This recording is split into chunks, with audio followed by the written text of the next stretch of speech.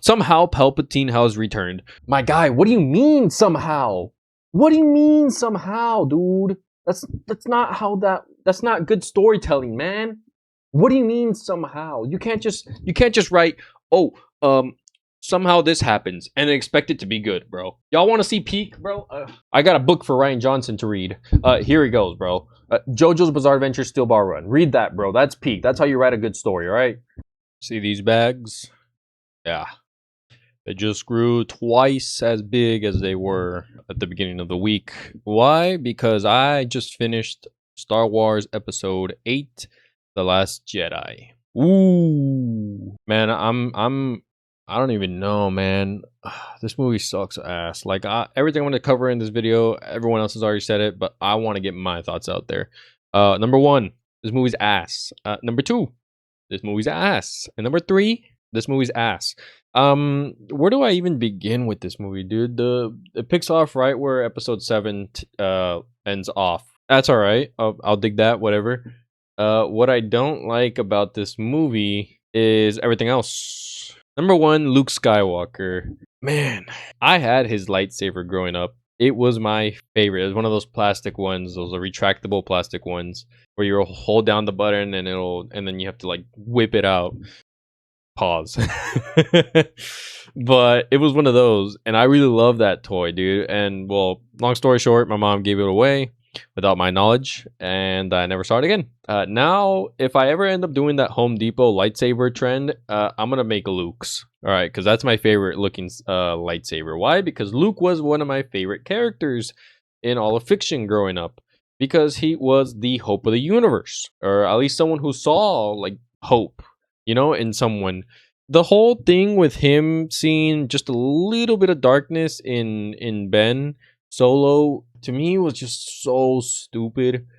That's fine if he saw darkness in him, right? I mean, his father was literally engulfed in it, right? And it was technically reversed in his case, because he had a little bit of a light in him, and Luke saw that. Someone who was, how many years was Anakin Darth Vader? Like 20 years or so, I believe. And this is his nephew now, you know, and his father Luke saw that little bit of hope in him, that he still had faith that he was able to change, and he was right, because he did. Now, this is someone who is like the most hopeful person in the universe, the light of the universe, we could say. And you know, the second he sees a little bit of darkness in his nephew, his first instinct is to kill him. That's not what Luke Skywalker, that's not what he does, man. My wife was like, why are you watching this movie if you don't like it? And I was like, you know what, I gotta watch it again just to see how bad it is, because I saw it in theaters, and I left that theater feeling disgusted because they killed them off.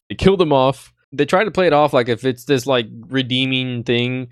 I get it was a cool scene, right? His whole fight really, because he was just trolling with Kylo Ren the whole time that he was there on the ice salt planet, whatever. Which is one of the big things I did like about the movie. I did like the creatures that were on their little critters.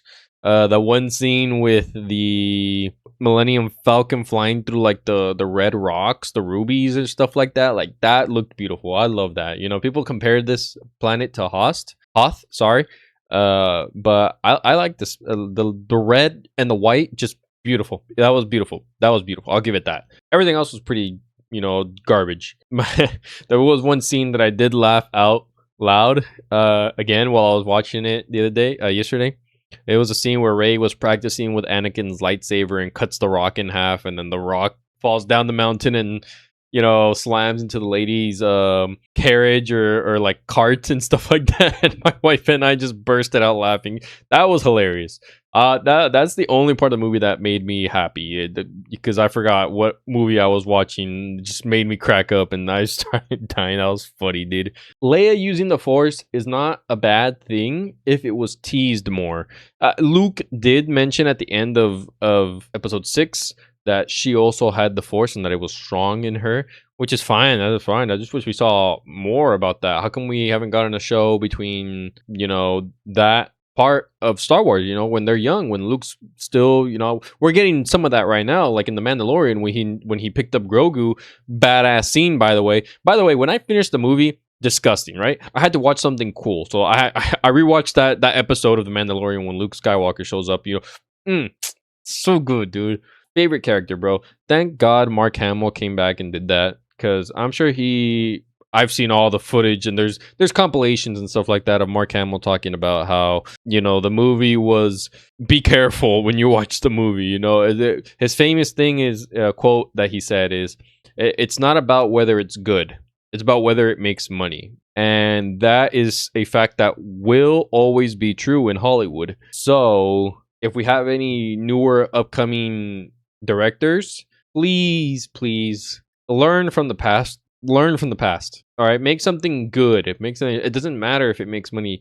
Like that'll be the after effect. That'll be the effect. Like making the movie good is the cause, and the effect of it being good, their money. Money will come in naturally. Like that's all it's about. But make it good. All right. That's pretty much my PSA to all directors out there. Who's gonna watch this video, right? No one probably. But Rey in this movie, I just don't like Rey.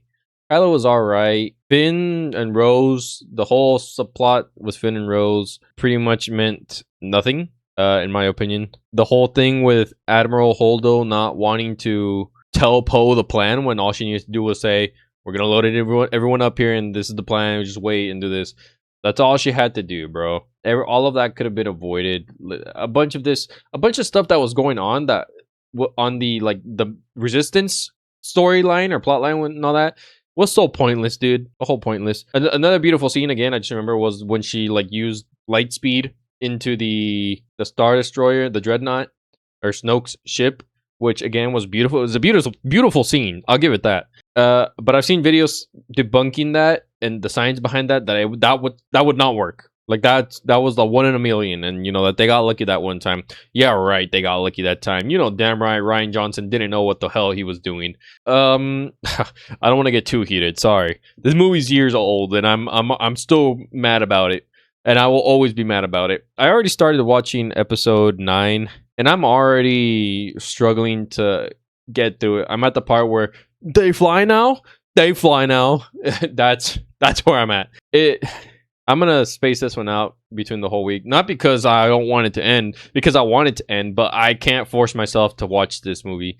Like, I don't. This is my first time watching it, by the way, and even now, it's not because of all the hate that the movie's gotten and stuff like that that's affecting my mentality. At the movie, I just somehow Palpatine has returned. My guy, what do you mean somehow?